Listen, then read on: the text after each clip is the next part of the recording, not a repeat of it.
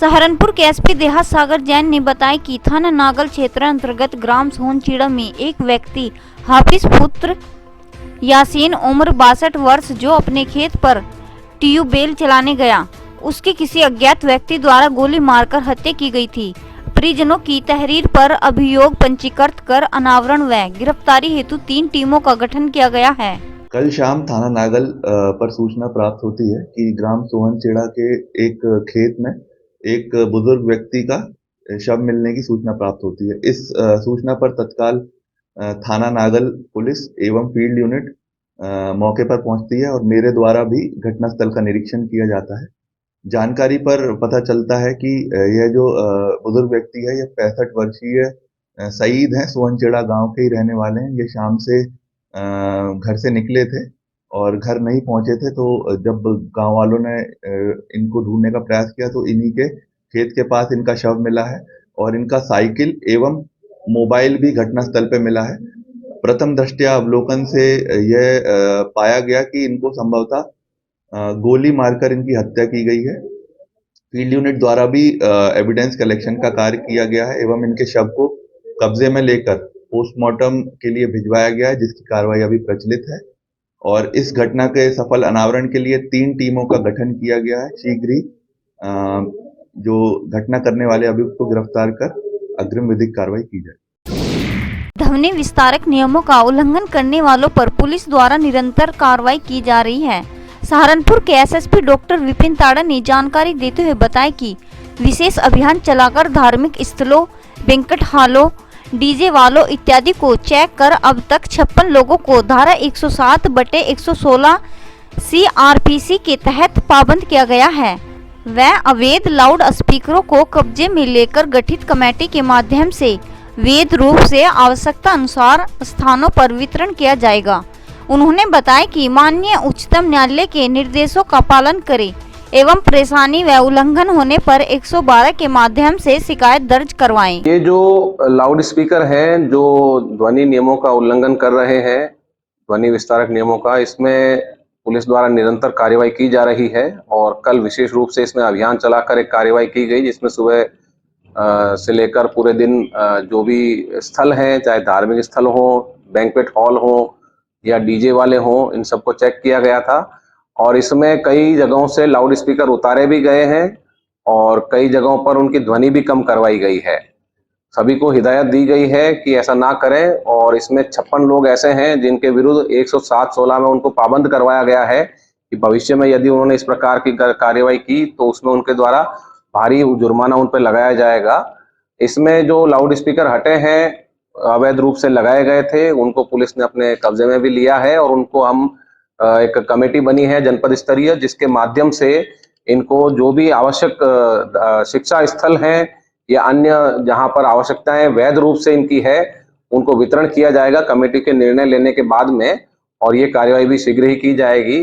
फिलहाल मेरा सबसे निवेदन है कि जो भी माननीय उच्चतम न्यायालय के निर्देश हैं उनके अनुपालन में ही ध्वनि का विस्तारक यंत्रों का प्रयोग करें और रात्रि में 11 बजे के बाद सुबह 6 बजे तक कोई भी ध्वनि विस्तारक यंत्र ना बजाएं, जिससे लोगों को परेशानी हो। और यदि इसका उल्लंघन पाया जाता है, आप पुलिस को शिकायत करें, 112 डायल करें। 112 पर जो भी सूचना प्राप्त होगी उसमें आगे विधिक कार्रवाई की जाएगी और इस संबंध में सभी पुलिस कर्मियों को भी आवश्यक दिशा निर्देश दिए गए हैं। उत्तर प्रदेश मान्यता प्राप्त विद्यालय शिक्षक संघ से जुड़े पदाधिकारियों व शिक्षकों ने प्रदेश अध्यक्ष डॉक्टर अशोक मलिक के नेतृत्व में 14 सूत्रीय मांगों को लेकर एक ज्ञापन बेसिक शिक्षा विभाग उत्तर प्रदेश के महानिदेशक को संबोधित जिला बेसिक शिक्षा अधिकारी सहारनपुर को सौंपा। ज्ञापन देने वालों में उत्तर प्रदेश मान्यता प्राप्त विद्यालय शिक्षक संघ के प्रदेश अध्यक्ष डॉक्टर अशोक मलिक, प्रदेश सचिव अमजद अली, एडवोकेट जिला अध्यक्ष केपी सिंह, महानगर अध्यक्ष गयूर आलम, हंस कुमार, आसिम मलिक आदि मौजूद रहे। मेरा नाम डॉक्टर अशोक मलिक, मैं मान्यता प्राप्त विद्यालय शिक्षा संघ का उत्तर प्रदेश का अध्यक्ष हूँ। आज उत्तर प्रदेश के जनपद सहारनपुर में बीएसए कार्यालय पर हमारा धरना चल रहा है।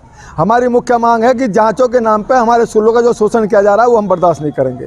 हम कहते हैं कि सरकारी स्कूल का सुधार कर ले, हमारी ज़रूरत नहीं है आपका जो है मानकों को आसान कर दे आपका जब सरकार मानक और 4 गुना ज़्यादा बढ़ा दिया सरकार ने। इसके बाद सरकार क्या चाहती है, सवाल बहुत बड़ा है। हमारा कहना, हमारा उधार में हम नहीं पढ़ाएंगे, हमारा पैसा सरकार के पास उधारा है, करीब 4 साल का पैसा भी बाकी पड़ा है और 2016 से अब तक आधा अधूरा बाकी है। तो सरकार कर्जा तो दे नहीं रही है, हमारा कर्जा दे नहीं रही और धमकाने के नाम पे शोषण किया जा रहा है, जांचों के नाम पे। मेरे स्कूल की जांच का क्या मतलब बैठ कर रहा है? बच्चे इनके बच्चे थे, हम शिक्षा विभाग के बच्चे पढ़ा रहे हैं, उसका हमारे शिक्षा विभाग भेज रहा है, इसका मतलब शिक्षा विभाग अपने गलत बच्चे भेज रहा है हमारे यहाँ। तो जब हम उन्हीं के बच्चे पढ़ा रहे हैं, उसके बाद में अभिभावक हमारे, यदि अभिभावक फीस नहीं दे रहा, हम निकाल देंगे बच्चों को, तो हमारे खिलाफ मुकदमा करने की बात करते हैं कि बच्चा क्यों निकाल दिया, बच्चा फीस नहीं देगा हम निकालेंगे। बच्चों का अभिभावक का पैसा सरकार ने नहीं दिया, अभी भी आपका किताबों का पैसा नहीं, ड्रेस का पैसा नहीं, शिक्षा में सुधार कहाँ से कर लेंगे? वो किताबों का ड्रेस का पैसा देंगे कभी तो बच्चों को पढ़ाया जाएगा, बगैर किताब के कौन सा फार्मूला जब पढ़ा लेंगे हम?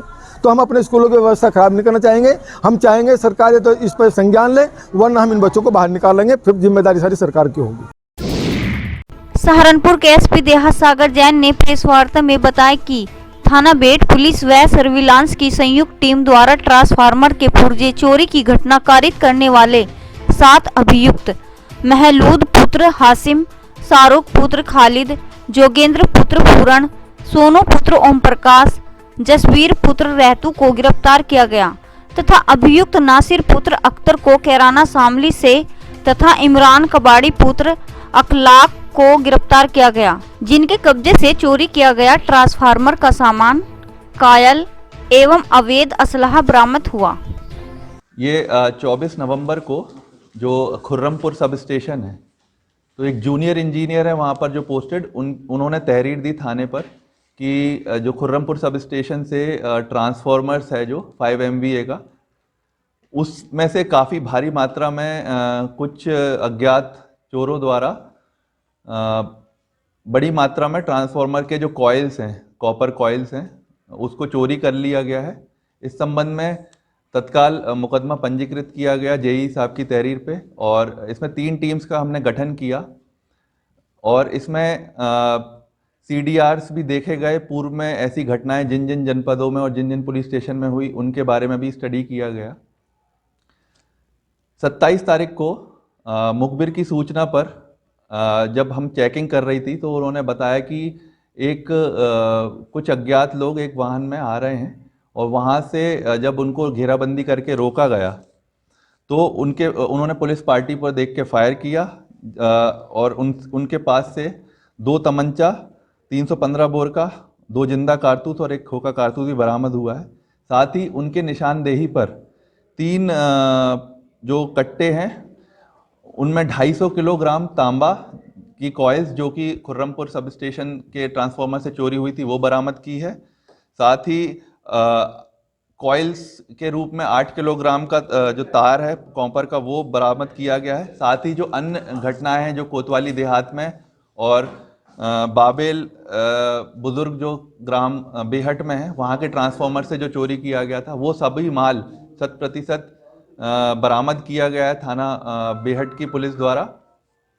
ये जो अभियुक्त हैं इनसे जब पूछताछ की गई तो इन्होंने ये टोटल हमने 7 अभियुक्त गिरफ्तार किए गए हैं टोटल, जो कि जो मुठभेड़ में 5 अभियुक्त गिरफ्तार किए हैं। एक अभियुक्त वहाँ से भाग गया था जिसे हमने नासिर है उसका नाम, जिसने हमने उसको कैराना शामली से गिरफ्तार किया गया है, और इनका एक साथी है इमरान कबाड़ी, उसे भी गिरफ्तार किया गया है। ये सभी लोग गैंग बनाकर काम करते हैं। पहले दिन में ये लोग रैकी करते हैं कि जो भी ऐसी जगह है जहाँ पर ट्रांसफार्मर्स से कॉइल चोरी किया जा सकता है इस जगहों की रैकी करते हैं, और फिर जो है एक इनके साथ ही गाड़ी लेकर आता है, इन सभी को एकत्रित करता है। जैसे कि खुर्रमपुर वाली घटना में एक अभियुक्त है सोनू, उसने सभी अभियुक्तों को अपने पास इकट्ठा किया और इन लोगों ने ये घटना को अंजाम दिया सब स्टेशन वाली, और फिर ये सभी माल इन्होंने इमरान कबाड़ी को दे दिया था बेचने के लिए।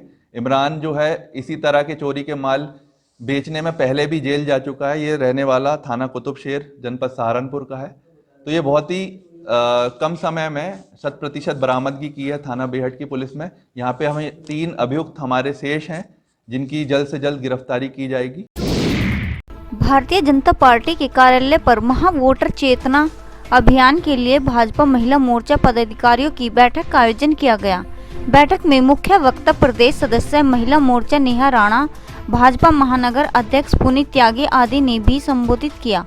बैठक की अध्यक्षता महिला मोर्चे की अध्यक्ष आरती शर्मा ने की। बैठक में महानगर महामंत्री सारिका गुप्ता, उपाध्यक्ष उषा गुप्ता, पूजा शर्मा, प्रवीण चौधरी, कोमल चौधरी, गीता रस्तोगी, दुर्गा सागर, आशा अग्रवाल, संगीता शर्मा, रजनी कक्कड़ आदि मौजूद रही।